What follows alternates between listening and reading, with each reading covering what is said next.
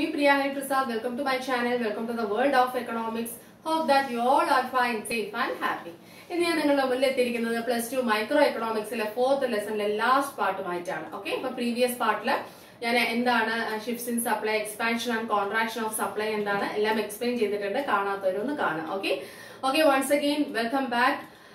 Come let's learn together. In this class explain price elasticity of supply, degrees of price elasticity of supply and measurement of price elasticity of supply. അങ്ങനെ മൂന്ന് കാര്യങ്ങളാണ് നമ്മൾ explain ചെയ്യാൻ പോകുന്നത്.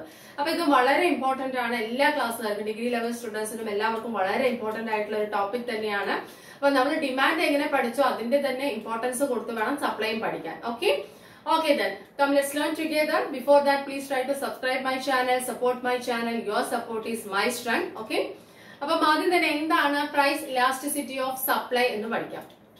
Okay, price elasticity of supply. ആ price elasticity of ഡിമാൻഡിന്റെ same definition തന്നെയാണ്, പക്ഷേ ആ ഡിമാൻഡിന് പകരം ഇവിടെ സപ്ലൈ ആണ് എന്ന് മാത്രം. ഓക്കെ, അപ്പൊ എന്താന്ന് വെച്ചാൽ degree of responsiveness of quantity supplied of a commodity due to changes in its price. That is price elasticity of supply. Degree of responsiveness of quantity supplied of a commodity due to changes in its price. That is price elasticity of supply. അതായത് ഒരു കമ്മോഡിറ്റിയുടെ സപ്ലൈയുടെ അളവിലുണ്ടാവുന്ന മാറ്റം. Okay, അത് എന്ത് കാരണമാണ് മാറ്റം വരുന്നത്? പ്രൈസിലുള്ള ആ കമ്മോഡിറ്റിയുടെ പ്രൈസിലുള്ള മാറ്റം കൊണ്ട്. അപ്പം ആ കമ്മോഡിറ്റിയുടെ പ്രൈസിലുള്ള ചേഞ്ച് സപ്ലൈയിൽ എത്ര ഡിഗ്രി, എത്ര പെർസെന്റേജ് അല്ലെങ്കിൽ എത്ര പ്രൊപ്പോർഷനിൽ മാറ്റം വരുത്തുന്നു, ഇതിന്റെ കറക്റ്റ് അളവ്, അതിനെയാണ് നമ്മൾ എന്തെന്ന് പറയാ? ഇലാസ്റ്റിസിറ്റി ഓഫ് സപ്ലൈ എന്ന് പറയാം. പ്രൈസ് ഇലാസ്റ്റിസിറ്റി ഓഫ് സപ്ലൈ എന്ന് പറയാം. ഓക്കെ, അപ്പം ആദ്യം തന്നെ ഞാൻ ഇതിന്റെ മെഷർമെന്റ് ആദ്യം പറയാം, എന്നിട്ടാണ് നമ്മൾ ഡിഗ്രീസ് പഠിക്കുന്നത് കേട്ടോ. അപ്പൊ measurement of price elasticity of supply നമുക്ക് രണ്ട് രീതിയിൽ നമുക്ക് ഇത് മെഷർ ചെയ്യാം. Okay, in order to measure price elasticity of supply we have two methods. Okay, one method is what is percentage method. What is first method is percentage method. അപ്പൊ ആദ്യത്തെ method ഏതാണ്? Percentage method അല്ലെങ്കിൽ അതിനെ proportionate method എന്ന് പറയും. Okay, then second one geometric method. എന്താണ്? Geometric method. Okay, പേര് കേൾക്കുന്ന അത്രയും ബുദ്ധിമുട്ടൊന്നുമില്ല, വളരെ എളുപ്പമാണ്. അപ്പൊ ആദ്യത്തെ മെത്തേഡിൽ നമുക്ക് ഇങ്ങനെ ചെയ്യാം: percentage change in supply divided by percentage change in price.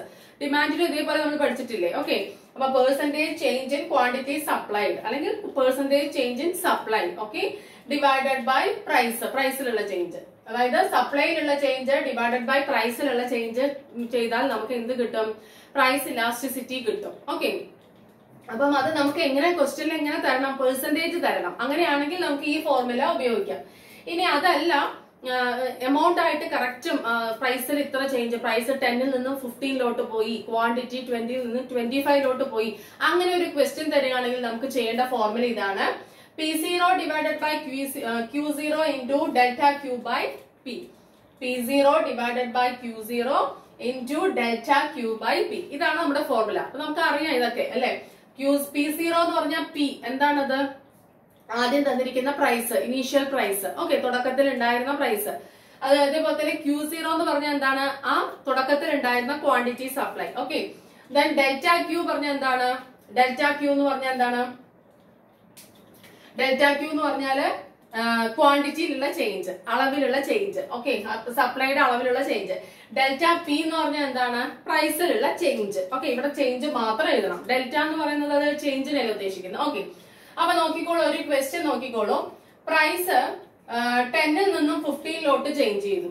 Price 10ൽ നിന്നും 15ലോട്ട് ചേഞ്ച് ചെയ്തു, അതായത് കൂടി. Price of a commodity increased from 10 to 15 എന്ന് വിചാരിക്കുക. 10 രൂപയിൽ നിന്നും 15 രൂപയായി പ്രൈസ്. സപ്ലൈ ആ സമയത്ത് എന്ത് ചെയ്തു? സപ്ലൈ 20ൽ നിന്നും 30 ആയി. ക്വാണ്ടിറ്റി സപ്ലൈഡ് എത്രയായി? 20ൽ നിന്നും 30 ആയി. ഓക്കെ, അപ്പൊ നമുക്ക് ഇവിടെ ആദ്യം ഇനീഷ്യൽ പ്രൈസ് P എന്തായിരിക്കും? 10 അല്ലെ, 10 rupees ആയിരുന്നു. ഇനീഷ്യൽ ക്വാണ്ടിറ്റി Q എന്തായിരിക്കും? 20. ഓക്കെ, ഇനി ഡെൽറ്റ Q ഡെൽറ്റ P നമുക്ക് കണ്ടുപിടിക്കണം. ഡെൽറ്റ Q കണ്ടുപിടിക്കാൻ നമുക്ക് Q1 മൈനസ് Q0 അങ്ങനെയൊക്കെ ഫോർമുല ഉണ്ട്. പക്ഷെ നമുക്ക് ഇവിടെ വളരെ എളുപ്പമാണ്. എങ്ങനെയാന്ന് വെച്ചാല് നോക്കിക്കോളൂ, ക്വാണ്ടിറ്റിയിൽ ആദ്യം 20ൽ നിന്ന് 30ലോട്ടാ കൂടിയിരിക്കുന്നത്. അപ്പൊ എത്രയാ കൂടിയിരിക്കുന്നത്? 10. ആ ചേഞ്ച് എത്രയാ വന്നിരിക്കുന്നത്? 20ൽ നിന്ന് 30ലോട്ട് എന്ന് പറയുമ്പോ എന്താ ഡിഫറൻസ്? 10. അപ്പൊ 10 കൂടിയിട്ടുള്ളൂ. അപ്പൊ ഡെൽറ്റ Q ആ ചേഞ്ച് മാത്രം നമുക്ക് ഇവിടെ എഴുതാം. ഓക്കെ, ഡെൽറ്റ Q 10 ആണ്. ഓക്കെ, അതേപോലെ തന്നെ 10ൽ നിന്നും 15 പ്രൈസ് ചേഞ്ച് ആയിരിക്കുന്നത്.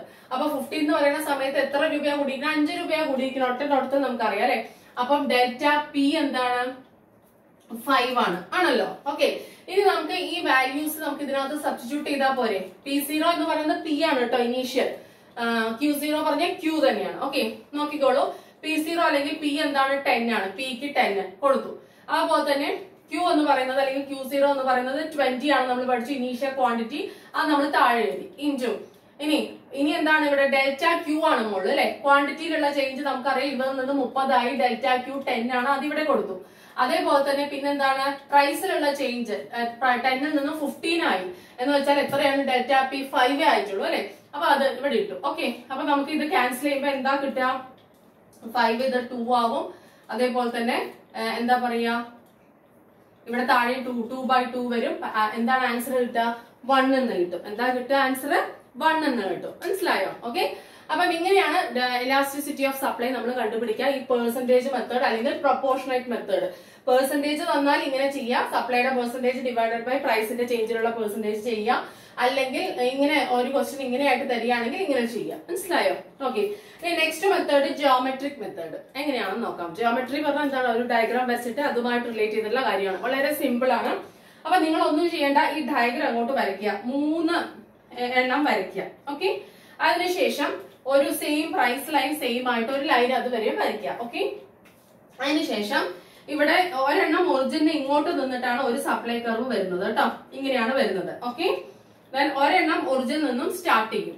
ഇനി ഒരെണ്ണം ഒറിജിന് കഴിഞ്ഞിട്ട് കുറച്ച് കഴിഞ്ഞിട്ട് സ്റ്റാർട്ട് ചെയ്യും. ഓക്കെ, അപ്പൊ ഒരെണ്ണം ഒറിജിന്റെ ഇപ്പുറത്ത് നിന്ന് സ്റ്റാർട്ട് ചെയ്യും, ഒരെണ്ണം ഒറിജിൻ നിന്നും സ്റ്റാർട്ട് ചെയ്യും, ഇനി ഒരെണ്ണം ഒറിജിന്റെ അപ്പുറത്ത് നിന്ന് റൈറ്റ് ഹാൻഡ് സൈഡിൽ നിന്നും സ്റ്റാർട്ട് ചെയ്യും. ഓക്കെ, ഇനി നമുക്ക് ഇത് കണ്ടുപിടിക്കാനുള്ള ഫോർമുല ഉണ്ട്. BC by OC. BC by OC. എന്താണ് BC? ഇതാ BC. Okay, then OC. അപ്പൊ ഇവിടെ നോക്കിക്കോളൂ. ഈ ഫസ്റ്റ് സ്റ്റേജില് BC by OC ചെയ്യുമ്പോൾ ഏതാ വലുത്? ഏതാ വലുത്? BC by OC ചെയ്യുമ്പോൾ ഏതാ വലുത്? BC വലുതും OC അതിനേക്കാളും ചെറുതും അല്ലേ. അപ്പൊ നമുക്ക് ആൻസർ എന്ത് കിട്ടും? BC by OC ഫസ്റ്റ് സ്റ്റേജിൽ എന്ത് കിട്ടും? എന്താണ് കിട്ടുക? നമുക്ക് ഗ്രേറ്റർ ദാൻ 1 കിട്ടും. എന്താ കിട്ടുക? Greater than 1. ശരിയല്ല, ഒന്നിനേക്കാൾ കൂടുതൽ കിട്ടും, ആണല്ലോ. എന്താ കാരണം? നമ്മള് ഈ ന്യൂമറേറ്റർ എന്ന് പറയുന്നത് BC വലുതാണ്, ഇത് ചെറുതാണ്. അപ്പൊ വലുതിൽ നിന്നും വലുതും ചെറുതുമായിട്ട് ഡിവൈഡ് ചെയ്യുന്ന സമയത്ത് നമുക്ക് ആൻസർ എന്ത് കിട്ടും? Greater than 1.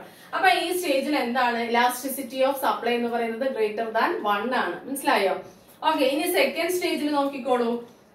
നമ്മൾ എന്താ ചെയ്തിരിക്കുന്നത്? ബിയും ഓയും സെയിം ആണ് കേട്ടോ. അപ്പൊ ഇവിടെ ബിയും ഉണ്ട് ഓയും ഉണ്ട് കേട്ടോ. അപ്പൊ BC by OC രണ്ടും സെയിം ആണ്. BC by OC ചെയ്യുമ്പോൾ രണ്ടാമത്തെ കാര്യത്തിൽ എന്താ നമുക്ക് കിട്ടുക? ഈ ബിയും ഒരേ പോയിന്റ് ആണ്, ഓയും ഒരേ പോയിന്റ് ആണ്. ശരി, ഇവിടെ നിന്നാണ് സ്റ്റാർട്ട് ചെയ്തിരിക്കുന്നത്. അപ്പൊ ഇത് രണ്ടും ഡിവൈഡ് ചെയ്യുമ്പോൾ നമുക്ക് എന്താ കിട്ടുക? അതായത് പ്രൈസും സപ്ലൈയും ഒരേ സ്ഥലത്ത് നിന്നാണ് സ്റ്റാർട്ട് ചെയ്തിരിക്കുന്നത്.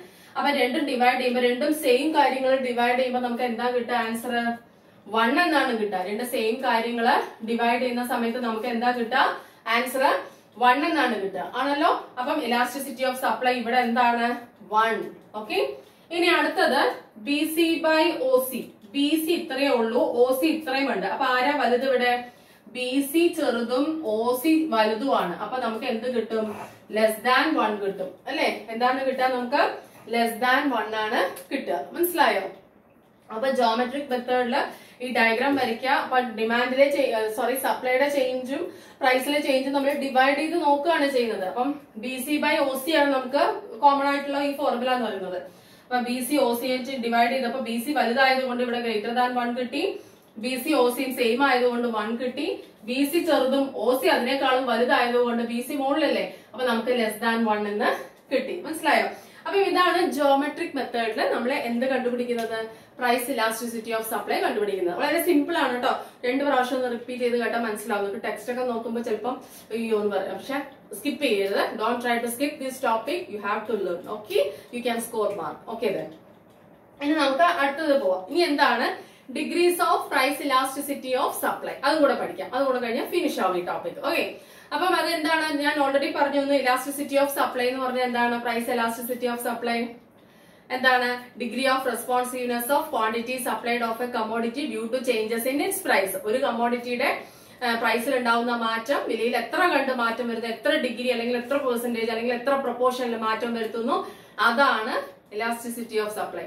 ഇനി നമുക്ക് ഇതിനകത്ത് എത്ര ഡിഗ്രീസ് പഠിക്കണം എന്ന് അറിയാമോ? 5 ഡിഗ്രീസ് ഉണ്ട്. ഓക്കെ, സെയിം ആസ് എന്താണ് നമ്മൾ ഡിമാൻഡിൽ പഠിച്ച പോലെ perfectly elastic supply, perfectly inelastic supply, unit elastic supply or unitary elastic supply, അതുപോലെ perfectly inelastic supply, perfectly elastic supply. Okay, അങ്ങനെ 5 എണ്ണം പഠിക്കാനുണ്ട്. മനസ്സിലായോ?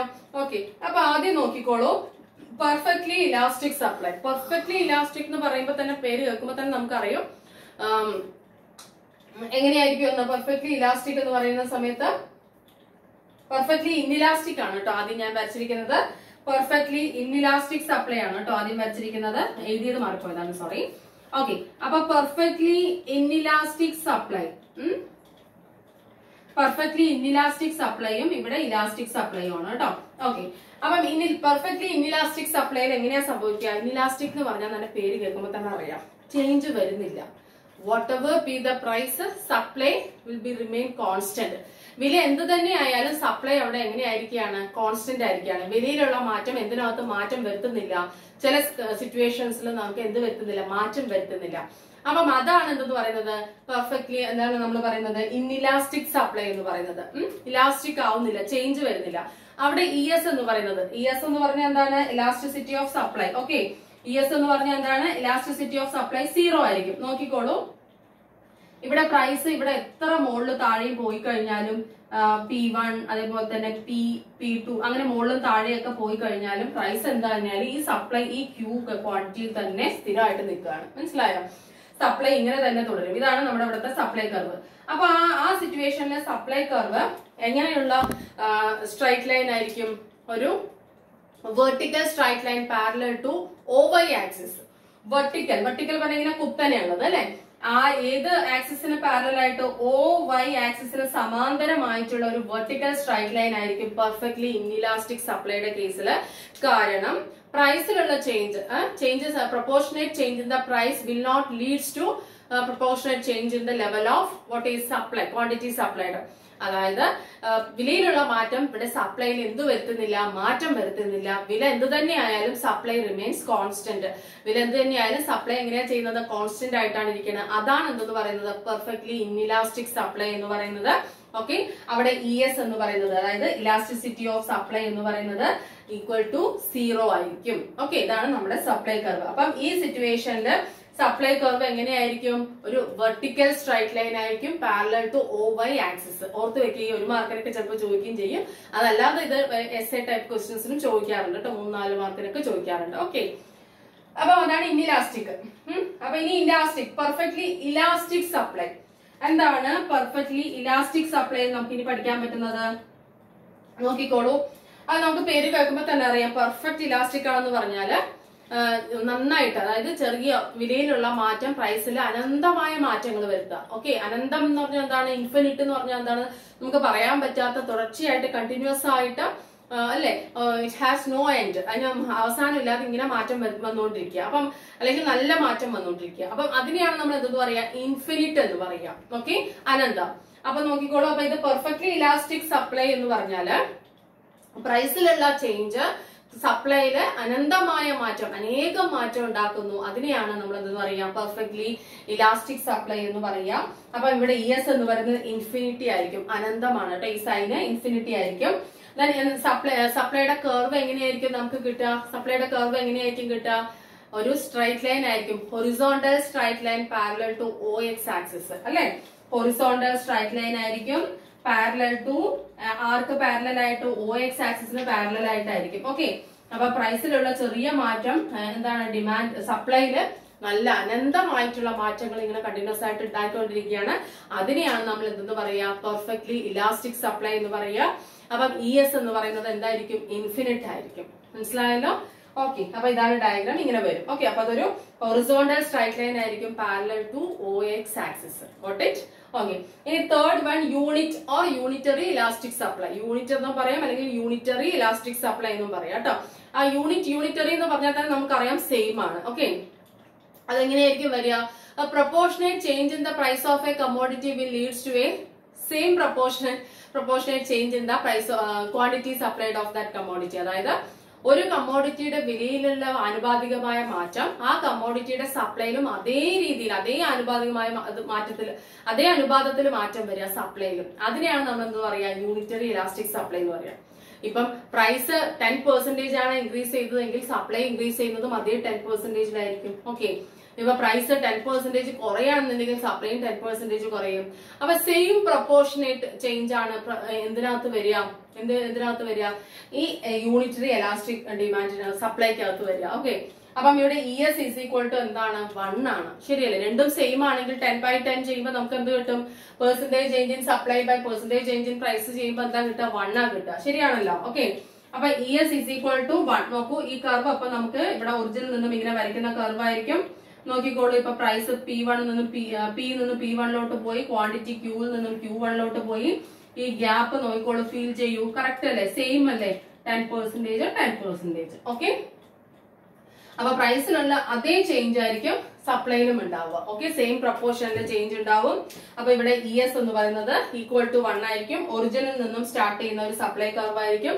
അങ്ങനെ വരയ്ക്കുമ്പോൾ നമുക്ക് രണ്ട് ഗ്യാപ്പും സെയിം ആയിട്ട് വരയ്ക്കാനായിട്ട് കിട്ടും. പ്രൈസ് എത്ര പെർസെന്റേജ് കൂടിയോ അതേ പെർസെന്റേജ് ആണ് ക്വാണ്ടിറ്റി കൂടിയിരിക്കുന്നത്. പ്രൈസ് Pയിൽ നിന്നും P1 കൂടി ആ ഗ്യാപ്പും Qയിൽ നിന്നും Q1 കൂടി ആ ഗ്യാപ്പും എന്താണ്, സെയിം ആണ്. അപ്പം ES ഈസ് ഈക്വൽ ടു 1. അതാണ് യൂണിറ്ററി ഇലാസ്റ്റിക് സപ്ലൈ എന്ന് പറയുന്നത്. ഇനി fourth one, relatively elastic supply. Relatively elastic അല്ലെങ്കിൽ നമുക്ക് വെറുതെ ഇലാസ്റ്റിക് സപ്ലൈ എന്നും പറയാം. ശരിക്കും അതിന്റെ പേര് റിലേറ്റീവ്ലി, ആപേക്ഷികമായിട്ടുള്ള ഇലാസ്റ്റിക്. ഓക്കെ, താരതമ്യം ചെയ്യുമ്പോൾ പ്രൈസിലുള്ള മാറ്റത്തെ താരതമ്യം ചെയ്യുമ്പോൾ ക്വാണ്ടിറ്റിയിൽ കൂടുതൽ മാറ്റം വരിക. ഓക്കെ, നോക്കിക്കോളൂ ഇവിടെ എന്താണ്, proportionate changes in the price of a commodity will leads to a more than proportionate change in the quantity supplied of that commodity. Okay, വിലയിലുള്ള ആനുപാതികമായ മാറ്റത്തെക്കാൾ കൂടുതൽ മാറ്റം എന്തിനകത്ത് വരുന്നു, സപ്ലൈക്കകത്ത് വരുന്നു. ഓക്കെ, ഇപ്പൊ നോക്കിക്കോളൂ, ഇപ്പൊ പ്രൈസ് 10% ആണ് ഇൻക്രീസ് ആയത് Pയിൽ നിന്നും P1 എന്ന് വിചാരിക്കാം. ക്വാണ്ടിറ്റി എത്ര ഇൻക്രീസ് ചെയ്തിട്ട് ആ ഗ്യാപ്പ് കണ്ടാ അറിയാം. Qയിൽ നിന്നും Q1 ഗ്യാപ്പ് എത്രയാണ്, ഒരു 20% കാണും. മനസ്സിലായോ? അപ്പൊ പ്രൈസിലുള്ള മാറ്റത്തെക്കാൾ ആ പ്രൊപ്പോർഷനേക്കാൾ കൂടുതൽ, മോർ ദാൻ പ്രൊപ്പോർഷനേറ്റ് ചേഞ്ച് സപ്ലൈയിനകത്ത് വരികയാണെങ്കിൽ അതിനെയാണ് റിലേറ്റീവ്ലി ഇലാസ്റ്റിക് സപ്ലൈ. ആപേക്ഷികം, അതായത് ഒന്നിനോട് താരതമ്യം ചെയ്യുമ്പോൾ, വിലയിലുള്ള മാറ്റത്തെ താരതമ്യം ചെയ്യുമ്പോൾ സപ്ലൈയിലുള്ള മാറ്റം കൂടുതൽ വരിക. മനസ്സിലായല്ലോ? അപ്പം നമുക്ക് എന്ത് കിട്ടും, ES എന്ന് പറയുന്നത് ഗ്രേറ്റർ ദാൻ 1 കിട്ടും. കറക്റ്റ് അല്ലേ? Greater than 1. സപ്ലൈയിലുള്ള ചേഞ്ച് ആണ് കൂടുതൽ. ന്യൂമറേറ്റർ കൂടിക്കഴിഞ്ഞാൽ നമുക്ക് എന്ത് ആൻസർ കിട്ടും, ഗ്രേറ്റർ ദാൻ 1 കിട്ടും. സപ്ലൈ കൂടുതലും പ്രൈസ് കുറവുമാണ്. അപ്പൊ അത് ഡിവൈഡ് ചെയ്യുമ്പോൾ നമുക്ക് എന്ത് കിട്ടും, ഗ്രേറ്റർ ദാൻ 1 കിട്ടും. അപ്പൊ ES ഇവിടെ ഗ്രേറ്റർ ദാൻ 1. എവിടെ, റിലേറ്റീവ്ലി ഇലാസ്റ്റിക് സപ്ലൈ, അല്ലെങ്കിൽ നിങ്ങളുടെ ടെക്സ്റ്റിൽ വെറുതെ ഇലാസ്റ്റിക് സപ്ലൈ എന്നായിരിക്കും കൊടുത്തിരിക്കുക. അത് തന്നെയാണ്, രണ്ടും സെയിം തന്നെയാണ് കേട്ടോ. ഓക്കെ, അപ്പൊ proportionate changes in the price of a commodity will leads to a more than proportionate changes in the quantity supplied of that commodity, that is relatively elastic supply. Then last one, okay, relatively inelastic supply അല്ലെങ്കിൽ വെറും inelastic supply. Okay, അതിന്റെ അപ്പം ഇതിന്റെ diagram കുറച്ച് നമ്മൾ എങ്ങനെ വരയ്ക്കണം, ഇങ്ങനെ ഫ്ലാറ്റ് ആയിട്ട് ഇങ്ങനെ വരയ്ക്കണം കേട്ടോ. എന്നാലേ നമുക്ക് ഇത് വരച്ച് അത് എക്സ്പ്ലെയിൻ ചെയ്യാൻ, അത് നമുക്ക് അത് ഫലിപ്പിക്കാൻ പറ്റുള്ളൂ കേട്ടോ. വരച്ചിട്ട് ഇതിന്റെ കുറച്ച് ഇങ്ങോട്ട് പരത്തി ഇങ്ങനെ വരയ്ക്കണം കേട്ടോ. Okay, next one, relatively inelastic supply. ഈ റിലേറ്റീവ്ലി ഇൻഇലാസ്റ്റിക് സപ്ലൈ എന്ന് പറയുന്നത് ES is less than 1 ആയിരിക്കും. അത് നിങ്ങൾക്ക് ഓൾറെഡി അറിയാം. ഈ ഗ്യാപ്പ് കാണുമ്പോൾ പ്രൈസിലുള്ള ചേഞ്ച് ഇപ്പൊ 10% ആണെങ്കിൽ സപ്ലൈയിലുള്ള ചേഞ്ച് എത്ര ഉണ്ടാവുള്ളൂ, 5% ഉണ്ടാവുള്ളൂ. ഓക്കെ, അപ്പൊ proportionate changes in the price of a commodity will leads to a less than proportionate changes in the quantity supplied of a commodity. അല്ലെ, വിലയിലുള്ള ആനുപാതികമായ മാറ്റത്തെക്കാൾ കുറവ് മാറ്റമേ എന്തിനകത്ത് വരുന്നുള്ളൂ, സപ്ലൈക്കകത്ത് വരുന്നുള്ളൂ.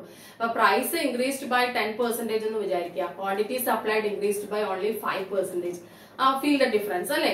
അപ്പൊ പ്രൈസ് കൂടുതൽ ചേഞ്ച് ആയിട്ടുണ്ട്, സപ്ലൈ കുറച്ചേ ചേഞ്ച് ആയിട്ടുള്ളൂ. ഇല്ലെങ്കിൽ ഇവിടെ താഴെ വലുതും മുകളിൽ ചെറുതും ആവും, അങ്ങനെയല്ലേ വരിക. ഓക്കെ, അങ്ങനെ വരുമ്പോ നമുക്ക് എന്താ ആൻസർ കിട്ടുക, ലെസ് ദാൻ 1 കിട്ടും. ഇലാസ്റ്റിസിറ്റി ഓഫ് സപ്ലൈ എന്താണ്, ലെസ് ദാൻ 1 കിട്ടും. ശരിയാണോ? ഓക്കെ, അപ്പം റിലേറ്റീവ്ലി ഇൻഇലാസ്റ്റിക് സപ്ലൈ അല്ലെങ്കിൽ ഇലാസ്റ്റിക് സപ്ലൈ എന്ന് പറഞ്ഞാൽ എന്താണ് price changes in the proportionate changes in the price of a commodity will leads to a less than proportionate changes in the quantity supplied of that commodity, that is relatively inelastic supply അല്ലെങ്കിൽ inelastic supply. Then here ES is less than 1. ES എങ്ങനെയായിരിക്കും, less than 1 ആയിരിക്കും. മനസ്സിലായല്ലോ? Okay. അപ്പൊ diagram വരയ്ക്കുന്ന സമയത്ത് ഇങ്ങനെ ഇങ്ങനെ ഭയങ്കര കുറുക്കി വരയ്ക്കാന്ന് പറയില്ല, ഇങ്ങനെ അങ്ങോട്ട് വരച്ചേക്കണം. മനസ്സിലായത്? പിശുക്കി ഇങ്ങോട്ട് വരച്ചേക്കണം. അങ്ങനെ വരയ്ക്കുവാണെങ്കിൽ നമുക്ക് എന്ത് കിട്ടും? അത് അതിന്റെ ഡയഗ്രാം കറക്റ്റ് ആയിട്ട് കിട്ടും. പ്രൈസിന്റെ ചേഞ്ച് കൂടുതലും സപ്ലൈയുടെ ചേഞ്ച് കുറവുമായിട്ട് വരച്ചു കാണിക്കാൻ ഇങ്ങനെ വരയ്ക്കണം. ES ലെസ് ദാൻ 1 ആണ്. മനസ്സിലായല്ലോ? അപ്പം that is the end of the 4th lesson. Okay. അപ്പൊ +2 കാരുടെ 4th ലെസന്റെ അവസാനമാണ്.